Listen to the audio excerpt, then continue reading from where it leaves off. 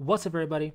So, did that ramble on my top three Traitor Legion picks, basically going over the original traitors, the OG of the Chaos Space Marine Forces, the Chaos Legions, giving you my top three favorite. Coming in at number three, Alpha Legion, number two, World Leaders, number one, Iron Warriors, and why. And it was a lot of fun, and people have shared their own top three lists as well, which is pretty cool in the comment section. So it got me thinking, we have 9 legions of traitors. I gave my top three. That means there is a bottom three. So this is the ramble. It's going to be my bottom three, my 3 least favorite of the original Chaos Legions. Now, it doesn't mean I necessarily hate them, but I do have a bottom 3 list, and I'm going to go over it. I'm going to give you why. Now, number 3 is going to be kind of an interesting, unique mess for me. And then 2 and 1 are actually have a lot closer race with each other than 3 to 2 or anything like that. So with that said, number 3, and feel free to share your least favorite as well, your bottom 3 picks in the comment section below and why. For me, my bottom of the bucket, if you will, my number 3 coming in hot is the Death Guard. Now, I enjoyed the Death Guard immensely during the Great Crusade time period and up to the beginnings of the Heresy. It's when they get corrupted by Nurgle that my enjoyment for them kind of ends visually, but I do like the concept, and what I really like about them being the cult legion of Nurgle is how jolly and happy, you could say, and how positive Nurgle's outlook is for being the god of decay, death, and plague, and pestilence, and all that. It's very jolly work for Nurgle, and it's knowing that about the whole Nurgle scheme and theme and everything that makes it work for me with the Death Guard. They don't become jolly little Death Guard, no, but they're plagued, they're bloated, they're undead zombie-ish, and it's fantastically disgusting. And it's that last word, disgusting, while they're on this list at number 3. And it should be not taken as a sign of disrespect, if you will, or poking fun at anybody who likes the Death Guard, because there are plenty of people who do, and I completely get why. I really do get it. But it's that exact reason why that they're on this list. They're disgusting. They're absolutely fantastically disgusting. GW nailed it with the Death Guard aesthetic for what they are. It's not, I mean, it's definitely disgusting.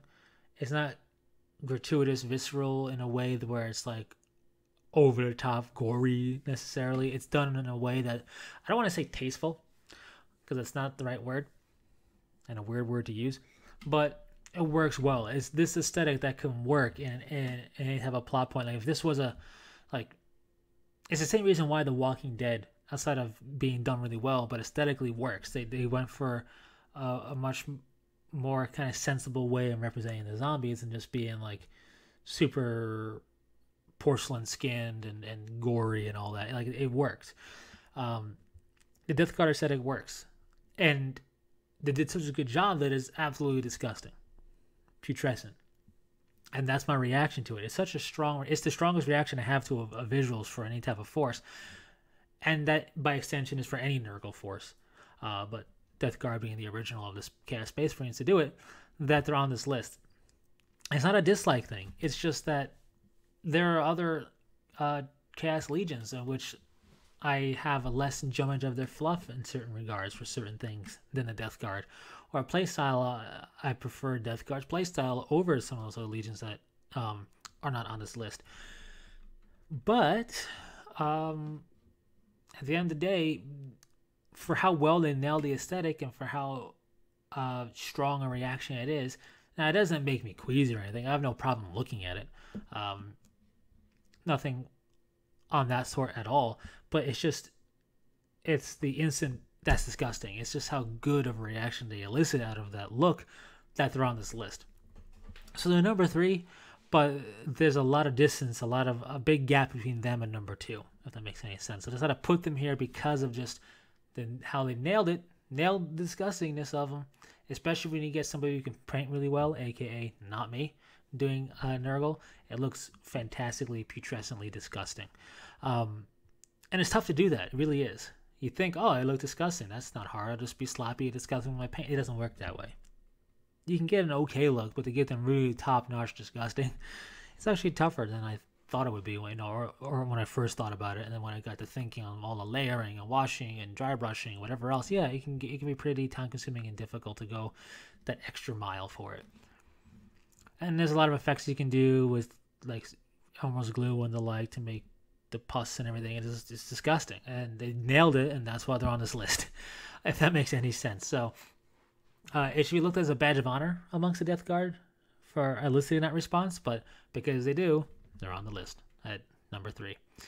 Now, once we cross the gulf between them and number 2, we come to my number 2 least favorite legion, my second of the bunch, the Emperor's Children Legion. It's another cult legion, which is kind of funny. This one of Slaanesh.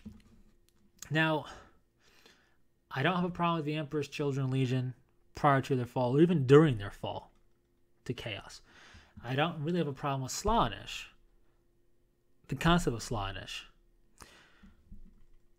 The two of them together, I'm not a big fan of. It can become real silly real fast. Given the kind of extreme yet serious nature of Slaanesh, I think is why. If Nurgle had a much more serious nature, I think it'd become kind of silly too, because he's got such this jolly nature about him. It works really well. But here we have Slaanesh, she who thirsts, the Prince of Pleasure, and all that jazz, and excess. It's why the meme, man, I'm digging this air, can't get enough of this air, is a thing. It can become very silly very fast. Also, a mature rating can come really fast, really quickly for Slaanesh. Not just for potential visuals, but also theming, right? We know the She Who Thirsts, the Queen of Excess, the Prince of Pleasure, is all about excess in all regards, from pleasures and pains, physical, carnal, drugs, excess in everything, you could say. Debauchery, and all of that. So it's why you don't see it a lot in marketing or a lot at all, because it's a hard thing to sell without seeming like a horrible, horrible human being, right? So Slaanesh just kind of exists in the wings and rafters. And I get why, and it's unfortunate, but I get it completely. It's not the image you want to be sending home. At least Nurgle is like this fantastical zombie putrescence, and Slaanesh addiction is a very real thing. So I get it. But I don't know. It's just, it becomes far too silly, far too fast, and it just, for me, it doesn't work. Slaanesh just happens to be my least favorite of the Chaos Gods as well, just because aesthetically they don't do it for me that much, and the whole excess thing, I'm not. I never was too into it. I get why people dig them. I do. It's just, I don't know. I'm more of a temperance person. I don't really. It just doesn't elicit the responses that I guess it should or would. I don't know. But it's just, I don't know. It's a little lackluster for me. The Emperor's Children always felt a little kind of whiny. Lucius the Eternal was a very weird character to me.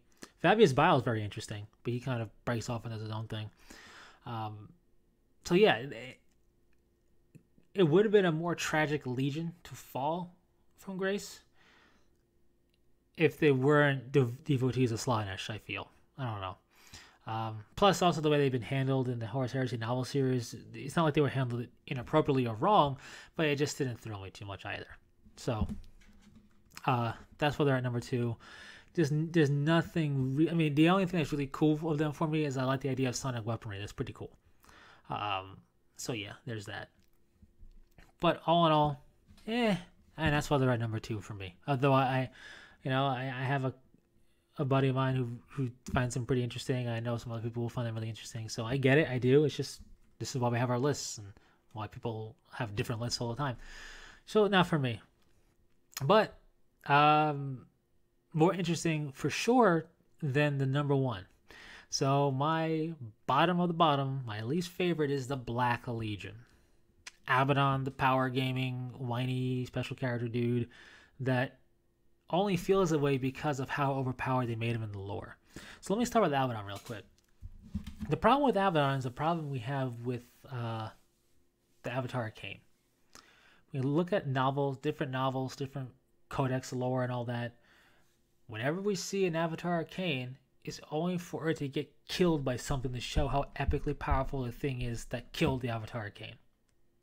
Now, there are a couple instances where we see the Avatar Arcane laying waste, but that's very few and far between, and it's much more so, check out how strong this Primarch is, check out how strong this Space Marine is, check out how strong this whatever is, because they single-handedly took down an Avatar Arcane. Because it's done so many times, that tropes happen so many times, it cheapens the Avatar Arcane's concept and lore and everything, and it just becomes this bar that shows how much more epic something else is. And Abaddon kind of has been handled the same way. He's so powerful in the lore. They've built him up to be like the epitome of a Chaos champion, if you will. You know, the favor of all 4 Chaos gods, the Demon Sword, Draxlian, and all that jazz. That whenever we see him, for the most part, is to show how epic the survivors of his wrath are. The fact that, Saint Celestine was able to actually wound Abaddon. You know, show how epic Saint Celestine is, to show how resolute and stalwart the defenders of Acadia were before it was destroyed, and all that jazz. He just becomes a benchmark to show how much more epic the defenders and survivors are for defending and surviving against him. It doesn't really build him up at all, and it's kind of boring. And the Black Legion, you wouldn't know they were one of the original Traitor Legions because their names changed and their color went from being green and black for the elites to black overall. Now, they may have been going the route of being black overall during the heresy slowly, but there still is plenty of green in there, and I think they would have been cooler if they stayed the Sons of Horus, led by Abaddon. And I get why Abaddon changed the name and made sure they had no former vestiges of their color, because of how mopey and depressed the whole Legion got following the end of the heresy and the death of their Primarch. I get it, I do. But it just leads to it being a very lackluster Legion force for me. They're super strong, large and powerful, absorb plenty of Chaos warbands. They are really vanilla feeling. You know, the Ultramarines get a lot of flack for being that way, but I find the Ultramarines much more interesting than the Black Legion, personally. It just becomes this big bag looming threat in the distance of like, oh no, it's the scary Black Legion. That's the force we're attacking, or is attacking us. And I don't know. It doesn't work for me. They do lose a lot of their prestige feeling for me because they don't have their original or second original Legion name for them, like the Iron Warriors or the Iron Warriors and the Death Guard or the Death Guard and all that. There's some prestige there. There's some street cred, if you will. It's like, man, that's one of the original Legion forces. With the Black Legion, you could easily forget that, or not know it until you start doing some digging. So that's why they're there. Very open-ended to play, though, so that's cool. The color scheme does look sharp. I mean, black armor always looks good, and you can make it go crazy cool looking, but then they also kind of look really basic as well, because the stereotypical Chaos Warrior of Space Marine of 40k is gonna look that way. Like it's the Black Legion you're looking at, but any black armored Chaos force is gonna be either confused for the Black Legion or Black Legion potentially confused for it, depending upon what you do with the black armor and all that. So I don't know, not terrible, but just really not for me, and that puts them at the bottom of the barrel for me personally of the original Chaos Legions. Now there are some renegade Chaos Space Marine forces out there that are below this for sure, but of the original Traitor Legions, Black Legion at the bottom of the barrel. If they had the Sons of Horus name, or if they reverted back to Luna Wolves and did a 180 turn around and go crazy that way with the fluff and concept, that would help their cred a little bit. But as they stand, this is my bottom 3 list. So thanks for sticking through it. I know it was kind of a long one. What's your bottom 3, your 3 least favorite of the original Chaos Legions? Share it in the comment section, and let's have some fun. Thanks very much for tuning in and stopping by, and until the next one, take it easy.